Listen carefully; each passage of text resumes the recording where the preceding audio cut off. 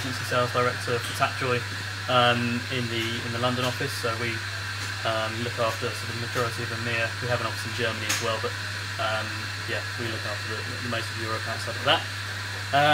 So my role is to do with servicing agencies and their ad campaigns that they book across the network. Okay, so what's your top recommendation for a startup mobile games developer? Well, I think that developers need to have a monetization strategy, which in the past I think there's been a bit of a resistance to perhaps the freemium model from sort of developers in the UK, but we're sort of seeing now that more and more are starting to get used to going down the freemium route, and you've got more games that are coming out where users can play a game for continuously for free, and then there are sort of in-app payments where you can improve the game, or extend the game. What we're seeing now is more kind of take up of how developers will monetize the 95% of their audience that don't make in-app purchases, and I think that is kind of the key thing for developers, to make sure there's a strategy for doing that. Okay, so I think that ties quite nicely into the second question, which is, what's your main prediction for the mobile games industry in 2015? I mean, is advertising going to continue to be a big player in it?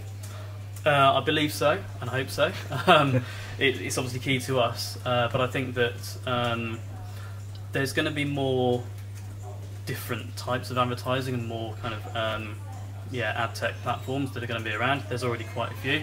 Last year, was a big year for video in kind of mobile in-app advertising, and it's a great format because you can get users to engage with brands over an entire video. Plus, you can also drive them to respond, whether that's to install an app or enter a competition, that kind of thing. So there's an ROI element to it as well. But I think this year we're going to see more solutions which kind of deliver a deeper engagement, even on more so than video. So things like rich media. This is something that we've launched in the US last year, and is proving to be really successful over there, and we're bringing it out this year in the UK. So being able to, developers being able to launch units where consumers can engage more with a brand within that ad unit by interacting with sort of various bits of functionality in the unit, and and delivering that much kind of deeper engagement as a result. Okay, and where are Tapjoy heading in 2015? What should we expect from you guys?